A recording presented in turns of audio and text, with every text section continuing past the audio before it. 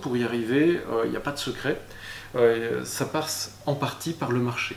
Donc il y a des aliments qui sont presque un tout petit peu miracles. Et ce qu'il faut au démarrage, c'est d'essayer de calculer dans la semaine ce que vous allez manger pour établir une redondance. On a souvent l'habitude, l'intérêt, de se dire oh, allez, qu'est-ce que je vais manger ce soir, puis rapidement je fais les courses, éventuellement un jour, 2 jours. Et puis on se fixe parfois plus sur une recette que sur l'ingrédient. Et puis il reste dans votre frigo quelque chose qui vient informe, vous n'avez plus mangé, vous allez jeter, vous faites les courses, et à un moment vous faites le vide du frigo, et là, oh mince, j'avais ça, oh mince, j'avais ça. Donc il faut partir du problème inverse, c'est de se dire, tiens, comment je vais faire tous les jours, quels aliments reviennent régulièrement, tout ce qu'on utilise ce soir sur la table, même si on était dans la caricature, sont des aliments qui ont une bonne conservation, vous allez pouvoir utiliser dans plusieurs recettes.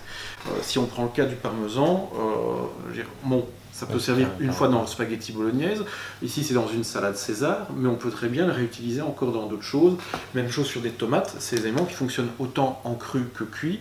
Dans les aliments un peu magiques, on aurait pu parler du céleri, qui serait un céleri rave ou du céleri branche comme on va utiliser ce soir. Vous utilisez une fois en poêlé avec des légumes, une fois en salade, ça marche très bien, et encore une autre fois dans une soupe, ça marchera très bien.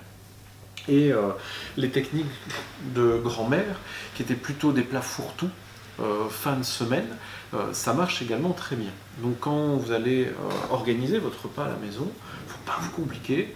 Vous avez 5 jours dans la semaine, vous prévoyez déjà 4 fois. Alors pourquoi 4 fois? Parce que la 5e fois, vous irez peut-être bien une fois au restaurant, vous aurez bien une sortie, vous allez boire un verre, et au pire, si vous êtes à la maison, je vous garantis qu'avec ce qui reste des 4 repas précédents, vous arriverez à recomposer une recette encore en plus. Ça, ce sont pour les repas du soir. Et simplement en gérant la quantité un tout petit peu différemment, eh bien, vous allez pouvoir le refaire. Et il ne faut pas avoir peur, ça part de choses toutes bêtes.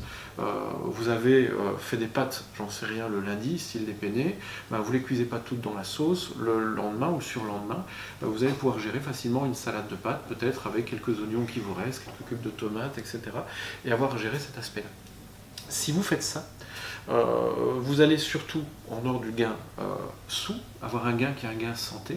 C'est que vous allez consommer des aliments qui sont beaucoup plus frais que ce que vous pourriez trouver dans la restauration rapide, et surtout avoir une logique qui est une logique de filière.